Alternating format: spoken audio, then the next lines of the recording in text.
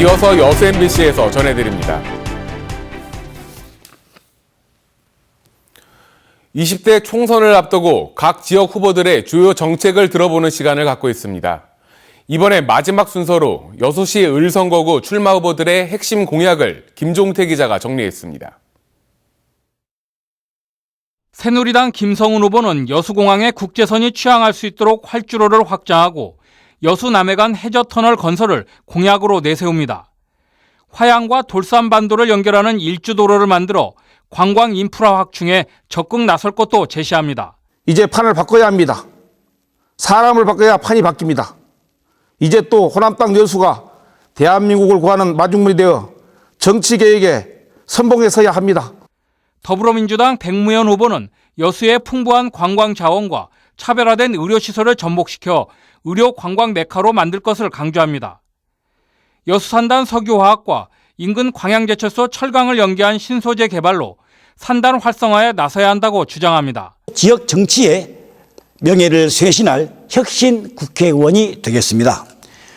저는 반드시 여수를 청정 정치 모범 도시로 되살리겠습니다. 국민의당 주승용 후보는 율촌 2, 3산단 조기 조성과 여수 고흥 연육 연도교 완공을 경제 활성화를 위한 최대 공약으로 꼽습니다. 낙후된 중흥 낙포부두의 재건설은 물론 여수를 해양 관광진흥지구로 지정해 섬 관광도 촉진시킨다는 계획입니다. 호남을 대표하는 정치인이 되겠습니다. 그래서 호남 정신을 다시 부활해 내겠습니다. 그리고 대한민국을 대표하는 정치인이 되겠습니다. 정의당 황필안 후보는 지역 인재 할당제와 채용 우대를 통해 여수 산단의 지역민의 일자리를 늘려나가야 한다고 주장합니다. 선심성 공약을 남발하고 특권의식에 사로잡힌 국회의원이 아닌 지역민과 소통하는 젊은 정치인을 자신합니다.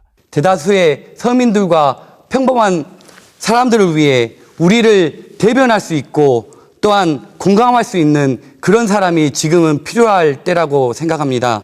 민중연합당 김상일 후보는 국가산단특별법 제정을 통해 산단에서 납부하는 국세 10% 이상을 지방세로 환원해야 한다고 강조합니다. 섬 관광 활성화 방안으로 천혜의 자연 자원을 복원하고 마을 공동체 확립에도 적극 나설 방침입니다. 여수 시민의 목소리를 담아내는 정치를 하겠습니다. 여수에서 친환경 무상급식을 하게 만들었던 열정으로 시민들과 함께 뛰겠습니다. 여수시 을선거구는 사선에 도전하는 중진 의원의 아성에 새로운 정치를 요구하는 정치 신인과 신당 후보들의 가세로 선거 열기가 달아오르고 있습니다. MBC 뉴스 김종태입니다. 불공정 경선을 주장하며 최근 국민의당을 탈당한 김승남 의원이 더불어민주당 후보 지원을 공식화했습니다. 김승남 의원은 어제 고흥, 보성, 장흥, 강진 선거구에 출마한 더불어민주당 신문식 후보 캠프에 총괄 선대위원장직을 맡기로 했다고 밝혔습니다. 김 의원은 신 후보가 농어촌 문제를 가장 잘 해결할 수 있다고 판단했다며 지지 배경을 설명했습니다. 한편 더불어민주당 복당 여부에 대해 김 의원은 당분간 무소속으로 수도권 야권연대를 성사시키는 데 노력하겠다며 아직 고려하지 않고 있다고 말했습니다. 총선 후보자들이 제시하는 광양항 활성화 공약들의 지역의 평가가 엇갈리고 있습니다. 광양, 구례, 곡성 선거구 7명의 예비 후보자들은 러시아 물류기지와 자동차 조립공장 유치, 남북교역항 프로젝트 도입, 여수광양 항만공사의 부채 6,400억 탕감 등을 핵심 공약으로 항만 활성화 비전을 제시하고 있습니다.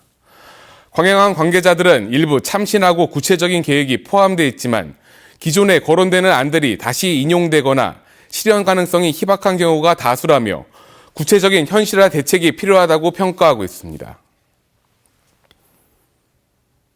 가정이란 울타리 안에서 벌어지는 아동 성학대 범죄가 전남 지역에서 급증하고 있습니다. 전문가들은 가정 밖에서도 아동이 믿을 수 있는 보호 장치가 필요하다고 강조합니다. 47살 장모 씨는 지난 2013년 당시 15살인 의붓 딸을 강제 추행했습니다. 이후 장 씨는 피해자를 성폭행했고 범행은 2년에 걸쳐 28차례나 계속됐습니다. 최근 법원은 장 씨에 대해 징역 8년을 선고하고 전자발찌 부착 명령을 내렸습니다. 피해자의 성적 정체성 및 가치관에 부정적 영향을 미쳤을 것으로 보아 엄중한 처벌이 필요하다고 판단했습니다. 최근 광주지검 순천지청에선 친딸을 2차례 성폭행한 혐의로 40대 남성을 구속하기도 했습니다. 이렇게 가정 내에서 벌어지는 아동 성학대 범죄는 갈수록 급증하는 추세입니다. 전남 아동보호 전문기관에 따르면 지난 2013년 27건이던 성학대 범죄는 2014년 66건, 2015년 91건으로 매년 30건 가까이 늘어났습니다. 전문가들은 보호자에게 의존할 수밖에 없는 아동이 거꾸로 피해자가 되는 가정 내 성학대 범죄의 특성상 학교나 지역사회에서 아동이 신뢰할 수 있는 매개체를 만드는 것이 중요하다고 강조합니다. 현재도 각종 보호기관이 있지만 피해 아동이 보통 가지게 되는 죄책감을 이기고 가정 내의 문제를 털어놓기엔 부족하다는 겁니다. 최근 정부에서 부모 교육 등의 아동학대 방지 방안을 발표한 이후 그 실효성을 두고 논란이 계속되는 가운데 가정 안에서 은밀하게 벌어지는 아동 성학대를 막기 위한 실질적인 대책 마련이 시급합니다. MBC 뉴스 권남기입니다. 호남 고속철은 개통 직후부터 폭발적으로 늘어난 수요 때문에 기차를 늘려달라는 요구가 계속됐습니다. 정부와 코레일은 올해 개통되는 수서발 KTX가 해결책이라 말해왔는데 증편 효과가 얼마나 될지 따져봤습니다. 김철원 기자입니다. 용산발 KTX에 이어 올여름 또 하나의 KTX가 호남 고속철도를 달리게 됩니다. 서울 강남 수서역에서 출발하는 이 KTX의 이름은 수서발 KTX인 SRT. 수서역에서 평택역까지는 별개의 선로를 달리다 용산발 KTX와 만나는 평택에서부터는 같은 철로를 이용합니다. 광주 송정역까지 오는데 용산에서 오는 것보다 거리가 짧아서 소요 시간도 1시간 15분, 요금도 그만큼 싸질 전망입니다. 개통 시점은 오는 8월, 호남선에는 모두 왕복 36편의 열차가 배치될 것으로 예상됩니다. 호남 고속철에서 현재 운행되고 있는 용산발 KTX는 하루 48편, 여기에 수서발 36편까지 더해지면 수치상으로는 하루 84편의 KTX가 송정역을 오가게 되는 셈입니다. 수서발 KTX가 개통되면 현재 평균 40분대인 KTX 배차 간격이 크게 줄어들 것으로 예상됩니다. 승객이 몰리는 시간대에 혼잡과 부족한 좌석 문제가 개선될 것으로 예상되지만 광주시의 고민은 따로 있습니다. 국토교통부와 코레일이 KTX의 수익성이 떨어질 것을 우려해 기존 용산발 KTX의 운행 편수를 줄일 수도 있다는 것입니다. 현재 국토부나 코레일에서 계획은 지금 발표를 안 하지만은 우리는 그게 좀 우려스러워서 그래서 증편을 계속 건의하고 있는 그런 형편입니다. 국토교통부 관계자는 광주 MBC와의 통화에서 수서발 KTX가 개통되면 효과적인 운용을 위해 용산발 KTX 편수가 줄어들 수밖에 없을 것이라고 예상했습니다.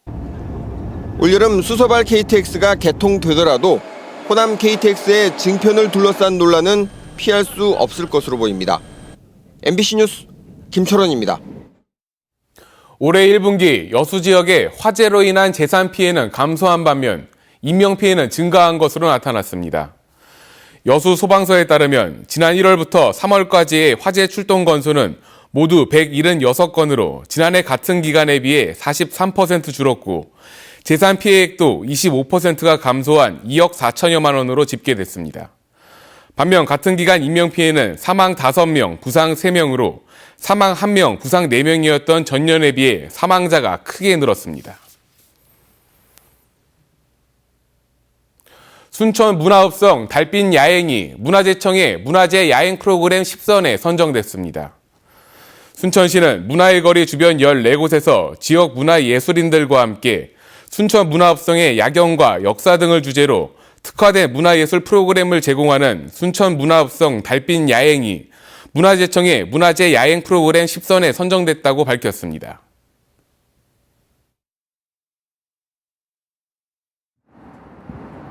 네, 설레는 봄의 정취에 흠뻑 빠지게 되는 여의도에 나와 있습니다. 봄하면 역시 화사한 벚꽃이 가장 먼저 떠오르는데요. 며칠 전까지만 해도 벚꽃이 몽우리져 있었는데 하루 사이 기다렸다는 듯이 일제히 꽃망울을 터뜨렸습니다. 만개한 모습도 예쁘지만 지금처럼 수줍게 핀 벚꽃도 무척 운치 있어 보입니다. 다음 주 월요일부터 드디어 여의도 봄꽃축제가 시작되니까요. 시간 나실 때 들러서 봄의 낭만을 담아가시는 것도 참 좋겠습니다. 특히 오늘 밤 자정부터는 여의도 일대 교통이 통제될 예정이니까요. 참고하시는 게 좋겠습니다. 오늘도 따뜻한 봄 날씨가 이어지겠습니다. 서울이 21도, 대구 24도로 고온 현상이 계속되겠습니다. 낮 동안 약간 더운 곳도 있겠습니다. 또 나들이 가신다면 먼지를 주의하셔야겠는데요. 대부분 지방에서 미세먼지 농도가 나쁨 단계까지 오르겠습니다. 일요일인 내일은 남부와 충청, 남부지방에서 오후부터 차츰 비가 내리겠고요. 기온도 떨어져 평년 기온을 되찾을 것으로 보입니다. 현재 기온 보시면 서울이 9.7도, 전주 9.9도, 대구 7도로 출발하고 있습니다. 한낮 기온은 서울 21도, 대전 24도, 광주 24도까지 올라 따뜻하겠습니다. 다음 주도 포근한 봄 날씨가 계속될 전망입니다. 내셨습니다.